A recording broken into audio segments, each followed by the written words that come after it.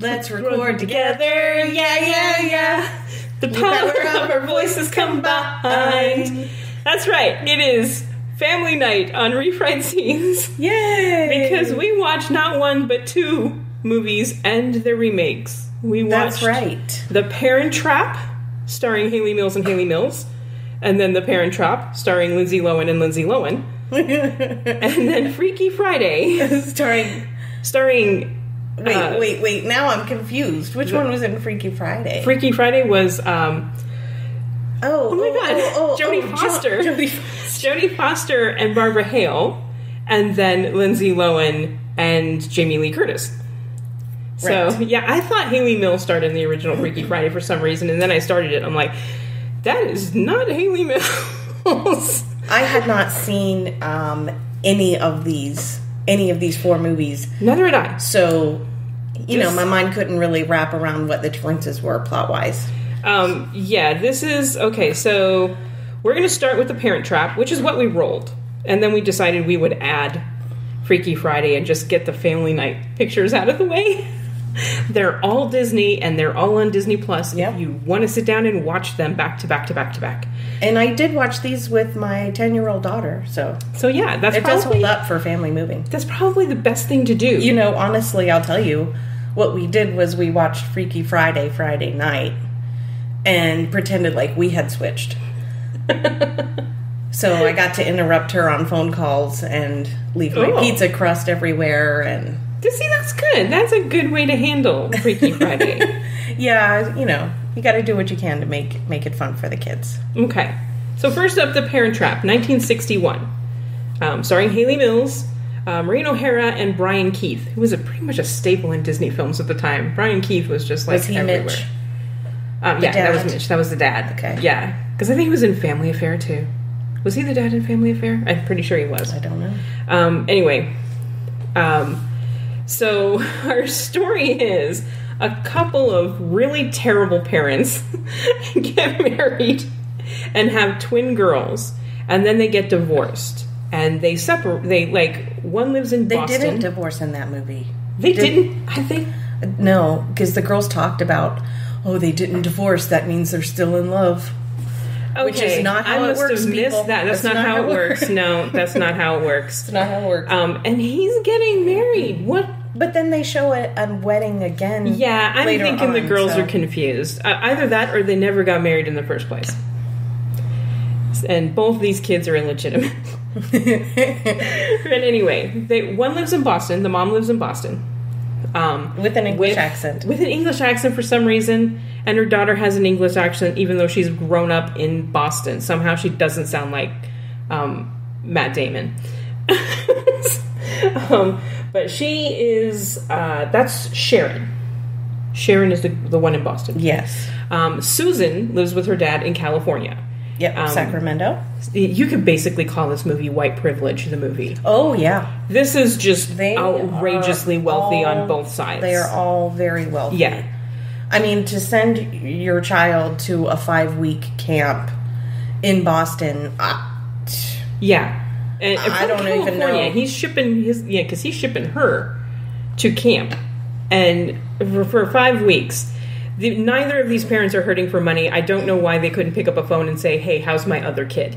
For 10 years. Because, she's 13. Yeah, because she says at one point she's 13, almost 14. So 13. In this movie, I thought they were 11. I thought it was... Because the remake... in the remake, they're 14.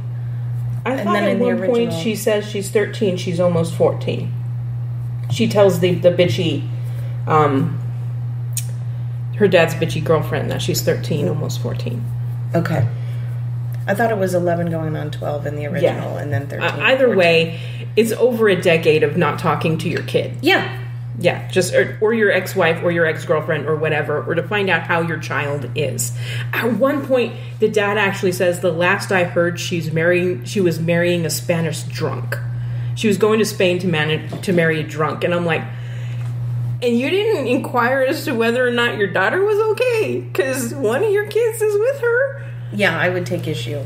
These are terrible parents. But anyway, they ship their daughters to camp, not knowing that the other one is shipping the other one to the same camp. So the girls meet. and it's completely by coincidence. And of course, they realize they look alike. And both these girls, and they start off with a little tussle. Like they just don't like each other. They don't like each other at all because girls. And Susan in particular is just a shithead. At one point, they pour honey and toothpaste and silly string all over Sharon's tent, and Sharon gets in trouble and can't go to the dance because her tent's filthy. I think if you go to those rich camps, there's a lot of pranks. There's probably a lot of hatred going on. And then she cuts the back of Susan's dress off at the dance. Which I let my child know that is not only mean, that is misconduct, ma'am. Yeah. We do not do that kind of thing. But as a result of this tussle, they are forced to live together in the serendipity tent and have dinner together at the isolation table. They're basically forced into friendship. And that's when they realize, oh my God, we're sisters.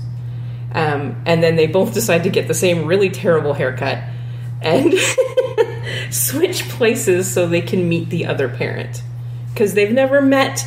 I've always wondered about my mother. I've always wondered about my dad. The one didn't even know if he was alive. Yeah. Like, that's really this is terrible parenting. This is terrible parenting. So they switch places and somehow get away with it for at least a couple of days. But Sharon... Well, I like that there was the one maid. I'm assuming she was a maid or a housekeeper. Nanny. Some sort of service role. Kind of recognized that she was not. She's like, something's off with you, and the dog was barking. So that was the dog didn't recognize her. But Susan spends time with her mother. They go on a picnic and walk around a terrible green screen. It was terrible. It was terrible. And Sharon spends time with her dad, and they drive around a terrible green screen. But Sharon realizes that her dad is about to get married to this horrible woman who hates children and wants to ship her off to boarding school forever, and is a total gold digger. And she's very young. They don't say her age, I don't think. But not in the original. In the new one, she outright asks her, "How old are you?" Yeah. Sharon's Sharon is arguing with her dad as Susan, saying, "You can't marry her. She's a child." It's all very funny. But they devise a plan to get the mother and father together to see if they can get them back together. Which, after 10 years, just come clean and say, "Can we just see each other often?" This is just, it's a bad plan from the start, but of course it's a Disney film, so it works. Susan tells her mom that she's actually Susan, and Susan and her mom go to California, and there's a camping trip involved where they take Victoria.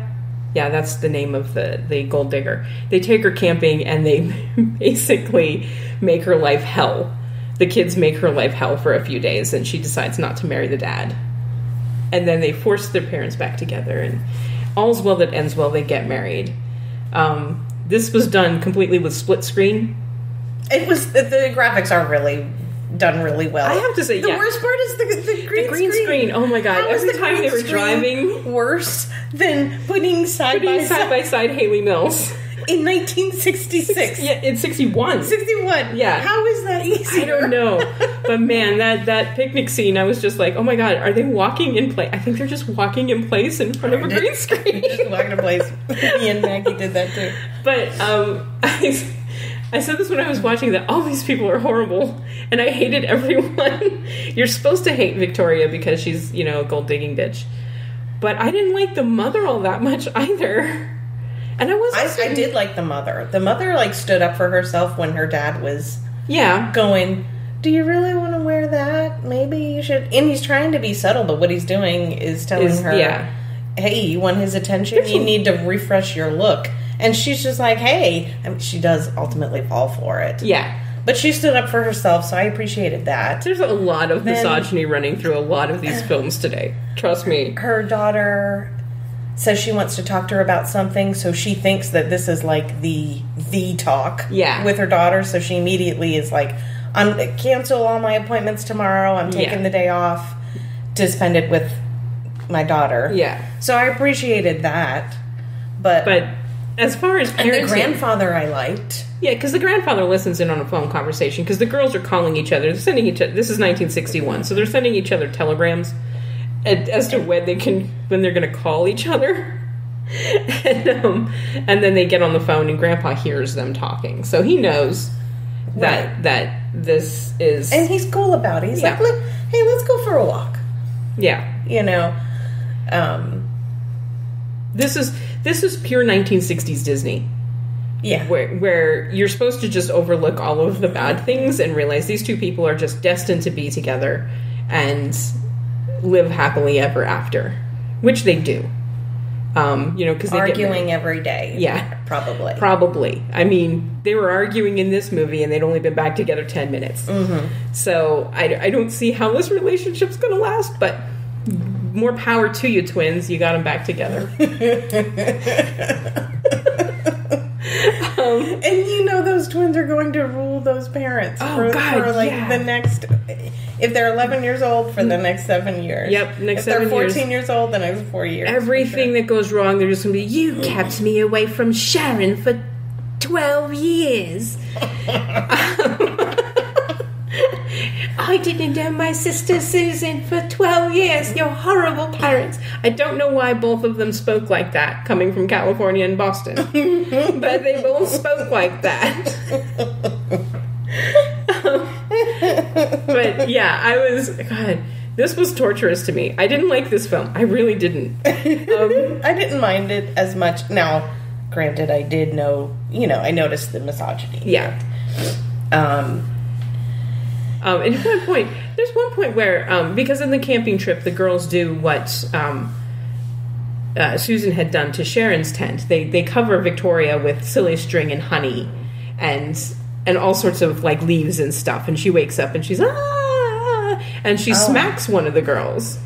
Yeah. And he says there's no call for that. There's no call for that. I'm like, okay, Dad, you need to step it up just a tiny bit more there. That woman just hit your child. These are just not good parents. They're just not. That Mitch was so laid back. He was, just California rancher because he owns this sprawling ranch with horses, and Mom lives in this just luxurious townhouse in Boston. These are not hurting for money people. With a butler.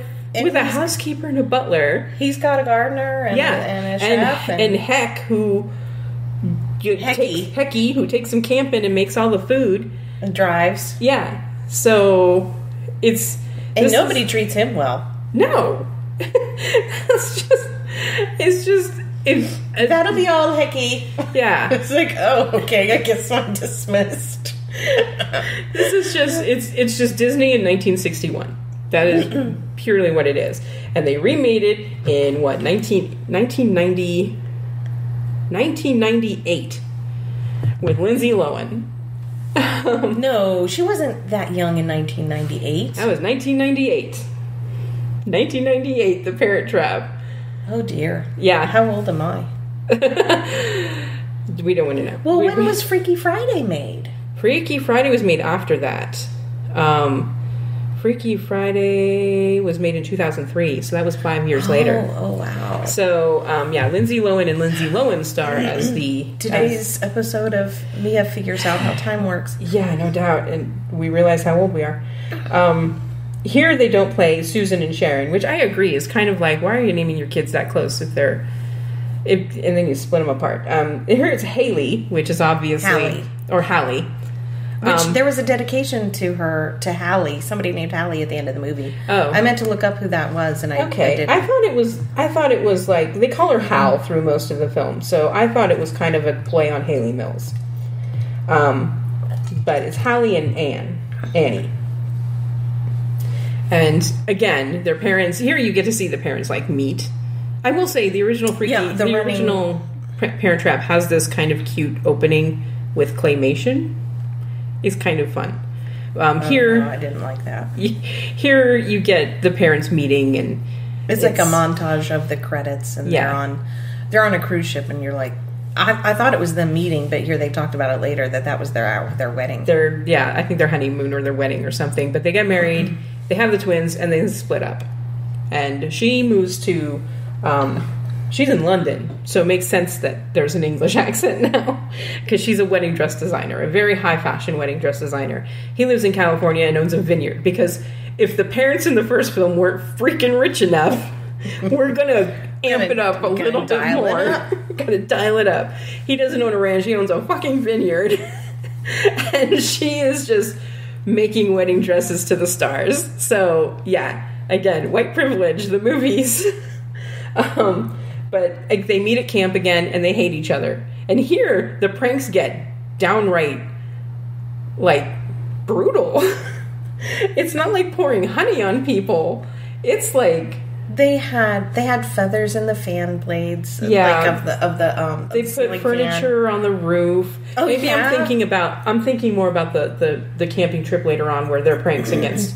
That was just Meredith. Like, They changed her name to Meredith. Yeah. And I was like, okay, kids, you're crossing boundaries here. But yeah, they don't like each other. And again, it's very.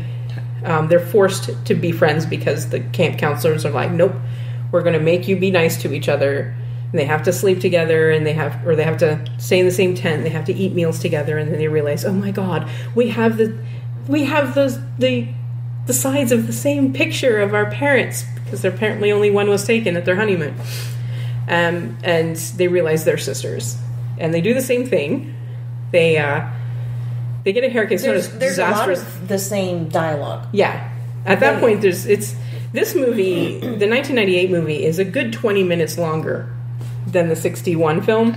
And a lot of that padding is just Lindsay Lohan being Lindsay Lohan at the camp, I think. Because hits most of the beats from then on. Yeah. But a lot of that additional screen time is devoted to showing you how cute Lindsay Lohan was. Because she was the thing. This movie introduced her. Yeah. This was her screen debut. Right. So this was a big thing, and she was the next big thing. But yeah, they switch places. Hal pierces Annie's ears and cuts her hair. At least it's not as disastrous a haircut as the Haley Mills one. Oh my God, that just looked horrible. Yeah, that looked horrible. And you could so tell it was a wig. But, and then they switch places, and one goes back to London. And again, where are they sending these kids to this camp? One from California, one from London, and they end up at the same camp. It was in Boston also, I believe. Yeah, oh my God.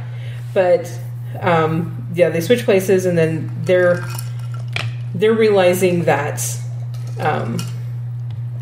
Chessie, the maid, is the first one that clues in that something's wrong.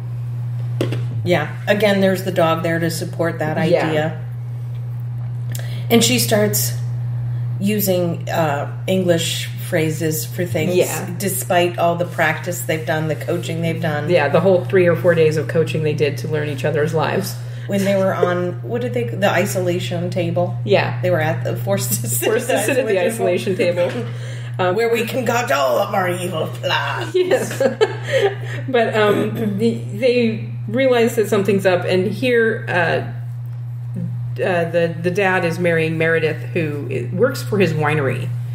She's like the marketing person for his winery or something. I'm not... Publicist.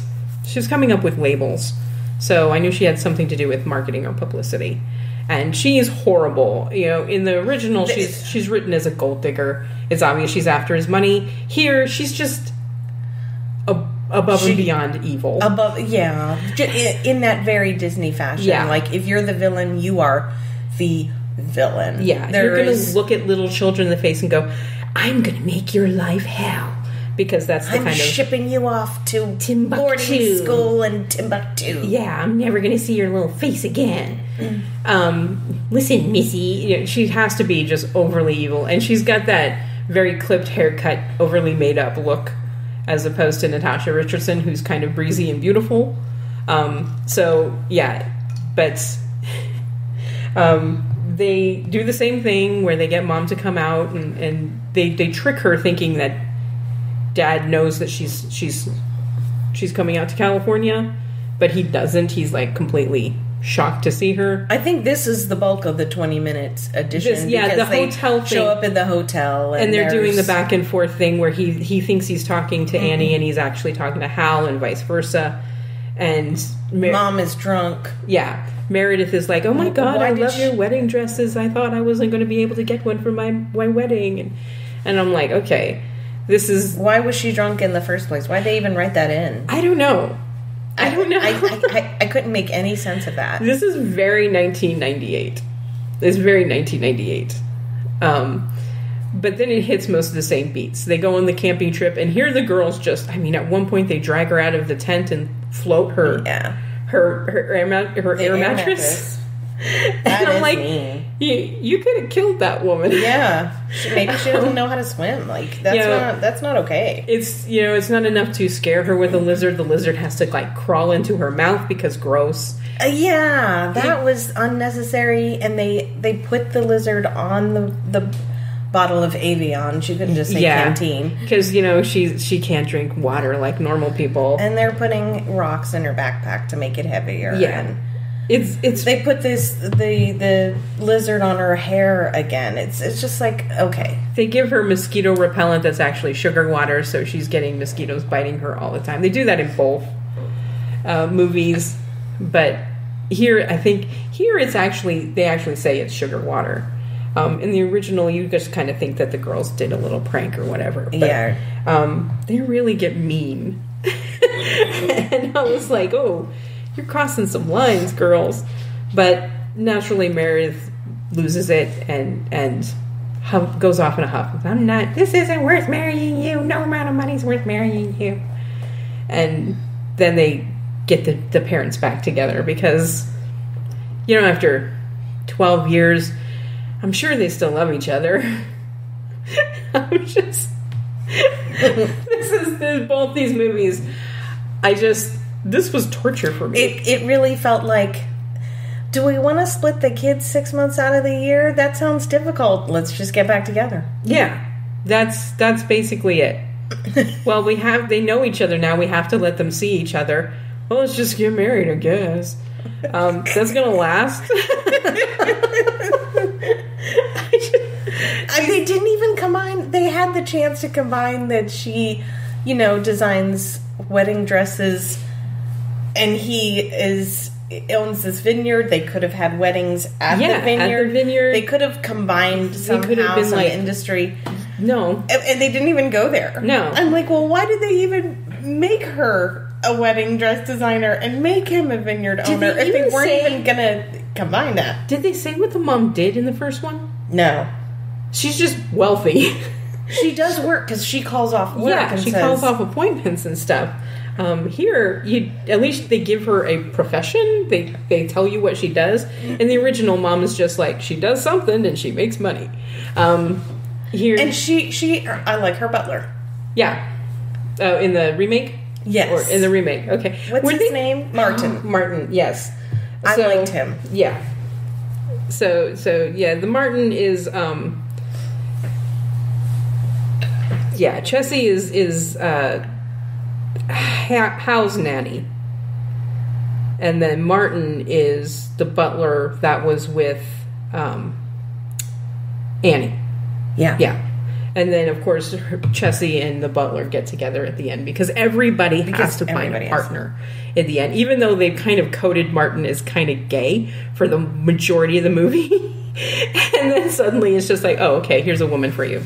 You're fine now, Martin. I would rather have watched that romantic movie. I think so, too. That would have been a fun rom-com. Yeah. I just didn't like the parents in either of these movies. They're terrible parents. So which did you like more of the Parent Traps? Well, I also wanted to say that I appreciated the cameo. Meredith's Aunt Vicky was actually Vicky from the original. Yeah. Mm-hmm. So I appreciated that. Disney knows these fan service things. They've got a checklist and they check that box. Which did I like better? Yeah, I really should have thought of that before we started recording. I would say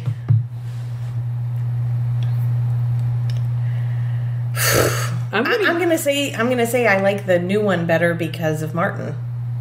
I'm gonna give a slight edge to the original because I actually liked Hayley Mills a little bit better than I liked Lindsay Lohan, and that's the core of the movie is the two girls. But I can't say I enjoyed either of these films. I know I'm not the target audience, but yeah, I did enjoy them more than you did. Yeah, I had some laugh out loud moments, and I was able to suspend like, okay, kids are jerks. Yeah, they're jerks. I knew this might be Juvie Hall amount of jerkism in the second movie, but they're wealthy, so that's not going to happen. Right. But I did just the amount of privilege in both of these films is astounding. It's astounding. That's a running theme here in our whole refried scenes. There's a lot of white privilege in a lot of the movies we've seen. Yeah, and we're going to get into a little bit more of it in the next two films, Freaky Friday. Okay, so the first Freaky Friday, 1976, and I do realize that there's like a TV movie, I think, as well. We're doing the 76, Jodie Foster, Barbara Hale, and then the remake with Lindsay Lohan. In 2003. Yeah, in 2003. And Jamie Lee Curtis. So we're leaving aside the... A lot of Lindsay Lohan. Yeah, a lot of Lindsay Lohan. We should have called her up for this episode. Yeah. I'm sure she... So 1976. This is so 1976. It's amazing. We meet Jodie Foster, who plays Annabelle, or Annie, wakes up in her mess of a room, and she is the narrator for the first 5 minutes of the film. She's telling you everything about her mom, how she doesn't get along with her mom, how her dad's just a saint and she loves her dad. He's the best, and her brother is a neat freak and she hates him. Even when there's not ADR, she's just talking out loud. She's just talking out loud. She's like talking to the audience a couple of times too, and she is. Oh God, how old is she? 14. She's 14. Yeah, she's 14. Is 14? Okay. Yeah, and she's watching her weight at home, but not when she's outside of the home. And she's like, she plays field hockey and she water skis. She's very tomboyish. Yeah. And she's got a crush on the boy across the street. She's got a crush on the geekiest damn boy across the street. Bruno's so hot. And I'm like, that's Jimmy Olsen from the Superman movie. Honey, he was never hot. Jodie Foster was never into boys.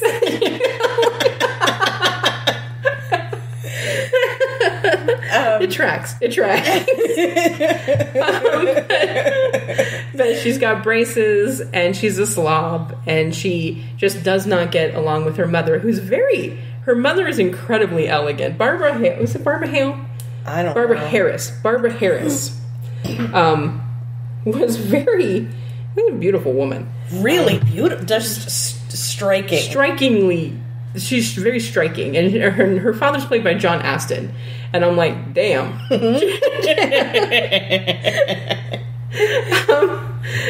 He caught a 5-1 there. Very typical family dynamic there. There's traditional gender roles. Yeah. She's a stay-at-home mom. He works for a publishing or a media relations company or a public relations company. But obviously the mother knows a bit about his business because she's constantly giving him advice that he never takes because she's a woman. And her name is Ellen. And then on one Friday the 13th, at exactly the same time, they both say, I wish you could just have my life for one day. And then the magic of Disney, boop, boop, boop, boop, boop, they switch bodies. Because they obviously think that the other person has it so much easier.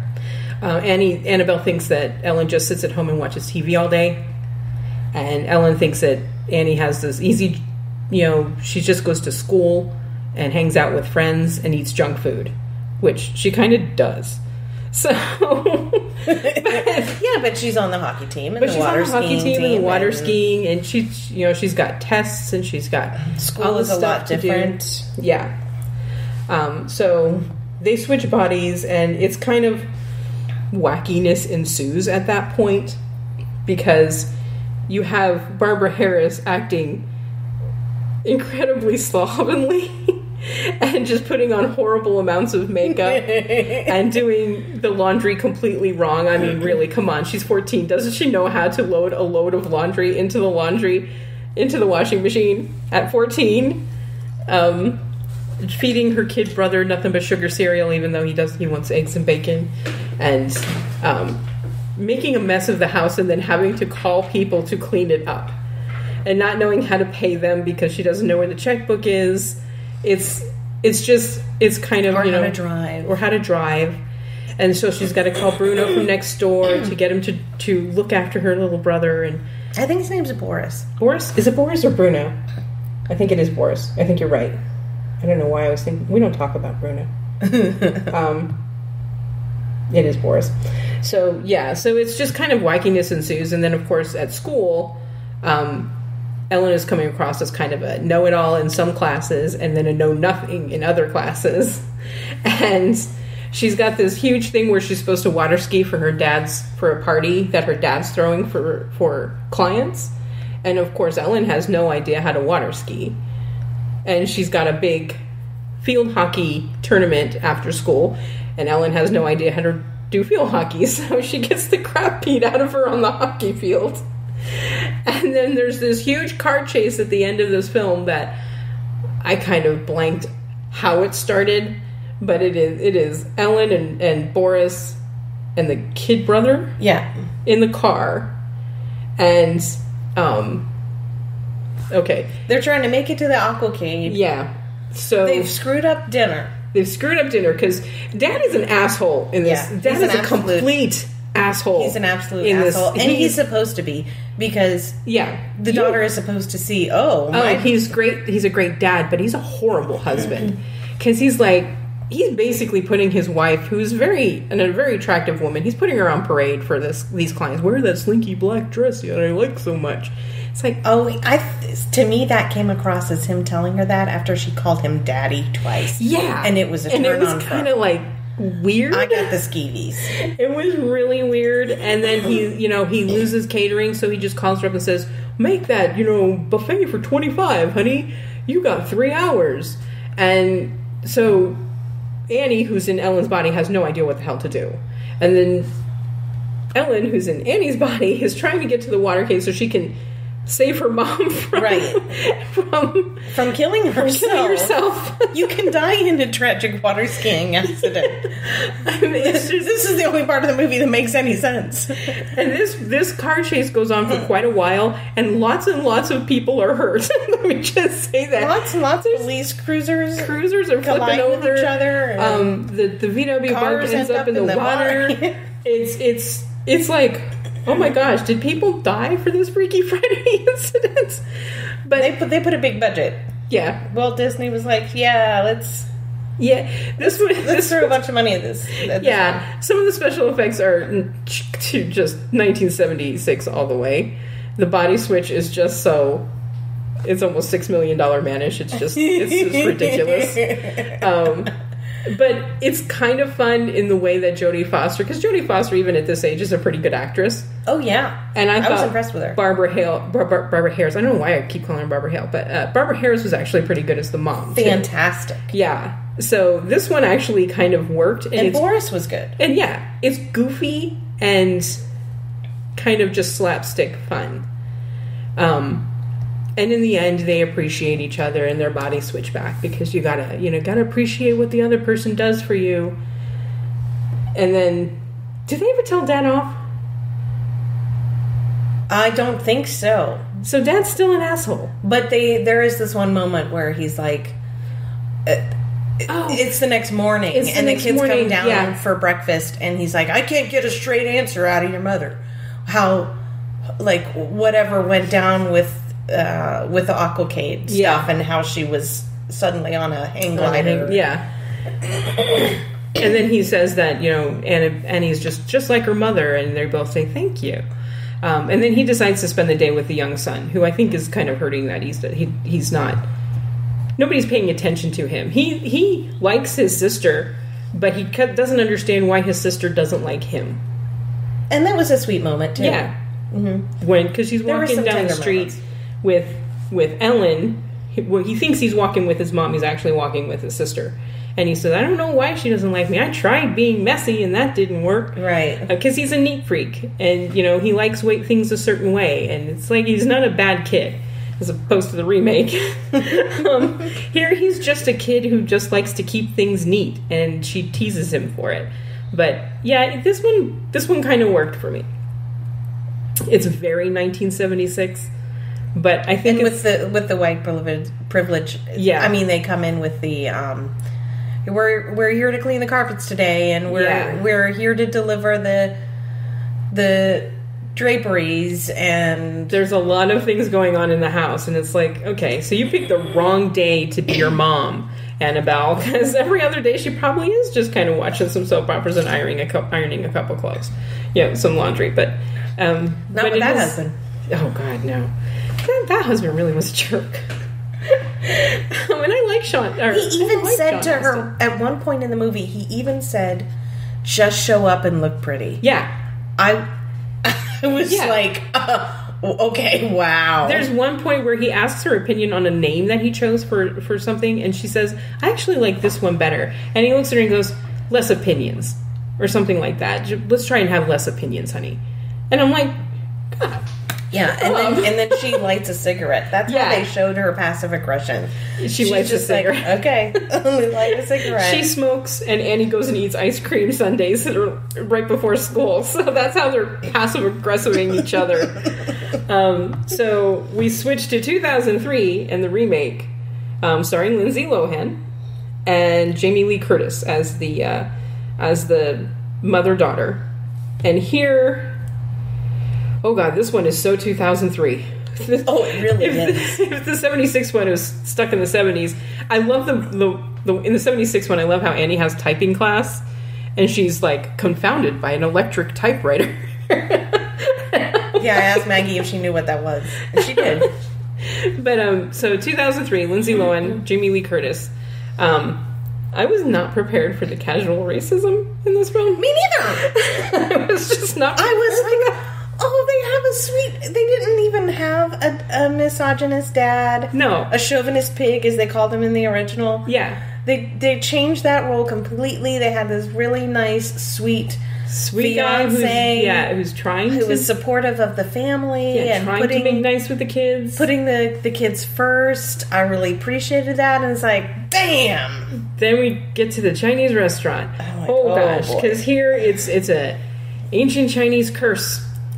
With the Chinese fortune cookies. Come on. Yeah. That's not how... come on. And here... Oh, gosh. What are the names in this one? Because I'm terrible with names, so let me... It was also Annie. Yeah. It was also... Annie was the daughter. Anne was the daughter, and Tess. Tess was the mother. And the little brother was Harry. And Harry is a complete jerk. And I forget the love interest. The love interest was Ryan. Ryan is the fiance. Who was the CW looking heartthrob kid? Oh, Jesus God! What is that kid's name? The one that falls for the mom. Boris got a definite. And there is a Boris cameo of what is his name? Oh God, where is he? Chad Michael Murray as Jake. Boy, you can't make this up. So Anne is like this hard rock punk girl by California standards, and she's in a rock band, and her mom is a therapist, and she's getting married, and they don't understand each other, and she's got this big audition for her band on the same night that her mom's wedding rehearsal dinner is. Mm-hmm. And her dad died 3 years prior. Right.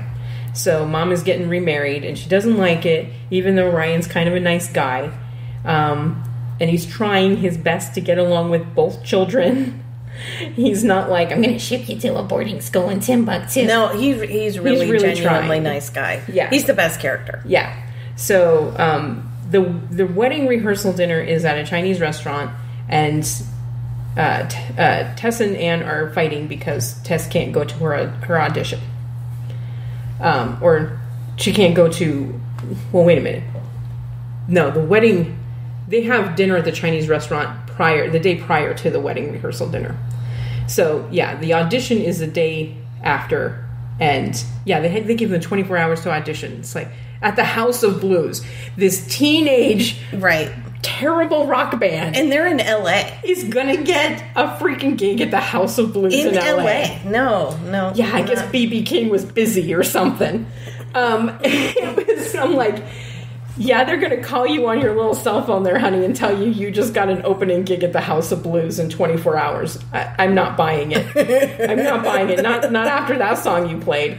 They could have made it at anything at the all ages show. Yeah, at some venue down the road, and it would have meant just as much to the kids. Yeah. So talent show at high school. Anything. It didn't need to be that high stakes. Yeah. But they go to dinner and they're arguing because Tessa said, no, you're going to come to the dinner. I need you at this rehearsal dinner. And they're given fortune cookies by this elderly Chinese lady, and they read the fortune and they switch bodies. And it's like the fortune is like, if you see through another's eyes, only when true love. It's like they're casting a spell. Yeah, they're casting a spell. And here in the original, both characters are like far apart from each other. Annie's on her way to school, and Ellen is at home. So it takes a while for them to actually meet up as each other. Yeah. Here it's immediate. They know exactly what's going on, and they're together from the start. No, they don't switch right away. Yeah, it's the next morning. They wake up. Yeah, they wake up. They've switched. Yeah, but they know exactly what's going on. So. Because the woman was screaming in Cantonese, and I'm using quotes. Yeah. That's what they said. That's what they said. The casual cringe. It's cringy how the Chinese characters are portrayed in this movie. But Tess says Annie goes to school, and Annie has this crush on Jake, who's just this...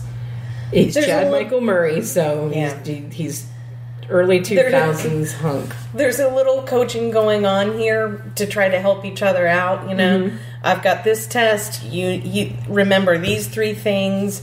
I've got, Tess is a therapist. She's got clients. This is so... All you do is ask them, how do you feel about that? And take some notes. Yeah. Yeah, it's really kind of a slam to any therapist. Right. But Annie, as Tess, immediately goes and gets her hair cut and changes her wardrobe, and she's driving her car crazy because she's a teenager now. She's going to have fun. And then starts hitting on Jake as her mom, and Jake actually falls for her. It's kind of icky. Like, he really falls for her. He begs her not to get married. Yeah. And crashes her... In a day. Yeah. And crashes her wedding rehearsal dinner. Because he saw her on that talk show. Yeah. Because... Yeah. And she was Tess clearly unhinged. Yeah. Just telling people, don't clean your house. Don't do this. You know why adults are so stressed all the time? Just don't clean and say you do. You did. Yeah. And then she's signing guys' asses after the talk show appearance. To Annie as Tess is just horrible. Much worse than the original. And then Tess as Annie is just kind of... She realizes that one of Annie's teachers is a guy that she turned down as a prom date in high school, and now he's taking it out on her daughter, which is also kind of creepy. That's definitely creepy. Yeah. And then, she tells Jake he needs to find somebody his own age and kisses him. And I'm like, this is kind of... Mixed messages. Wackadoo, because you're not technically Annie right there. There's a lot of weirdness going on in this one. Above and beyond, body switching. But they get to the rehearsal dinner, and... Tessa's bandmates show up and try and get her to, you gotta come with us, and they explain what is happening, and Ryan says, Let her go. It's okay. Matter of fact, you can go too. Again, Ryan is the hero of the show. You go too. This is important to her, and she is important to you. I can hold down the fort for half an hour. And Brian is the VIP in this movie. He truly is. Yeah. Plus, he's played by Mark Harmon, so he's easy on the eyes. And so they go to the audition, and he doesn't kiss her as Anne, right? Which is nice. Because you do get Tess kissing Jake as Anne, telling him to find somebody his own age, and I was like, that's kind of not. Eesh. And I was kind of worried that they were going to go the other route. And I'm like, this is really weird because this guy's going to be your stepdad. But they go to the audition, and of course the girls rock the house down, even though Tess somehow figures out guitar in 30 seconds. And singing in 30 seconds. And then they realize, it's not easy being the other person either. They have a new understanding for each other, and that breaks the spell. Yeah.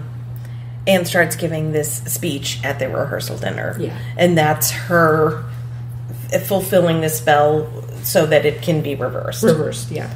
And then at the wedding, somebody else is given the fortune cookies, and this Chinese lady, the owner of the restaurant, comes running in and tackles them so they don't open them. Because her mother is apparently just throwing spells out there willy-nilly. Well, and this is a throwback to the original, because the original ends with the father and the son switching. Yeah. And then here it's the grandfather who's kind of seen it, like he keeps saying he thinks it's an earthquake, because they said that when they switched bodies, they said it felt like an earthquake, and so he's paranoid of earthquakes for the rest of the film, and it's supposed to be funny. They live in LA, so yeah. But yeah, he's about to switch bodies with his grandson Harry, who apparently really likes his sister. He just fights with her because it's fun. I didn't like it. He was twerpy in this. He was very twerpy. I like he was a lot younger too, I want to say. No, the kid in the original was only like 6 or 7. He acted much more mature in the original than this kid did. So yeah, I mean, it's kind of, you appreciate what your parents do for you, and your parents will appreciate you as kids. This one, I didn't hate either of these films nearly as much as I hated The Parent Traps. So, I am giving the edge to the original, though, because I think the original treated it with the slapstick nature that it needed, and I really was just kind of taken aback by the casual, just Asian stereotypes in the remake. And the remake has... Now, okay, mind you, this is the wedding at her mother's, remarriage. Yeah. And so her mother surely picked out the gowns. Yeah. So why is she in this skin-tight, can't breathe... Yeah. ...sewn on her dress? Yeah.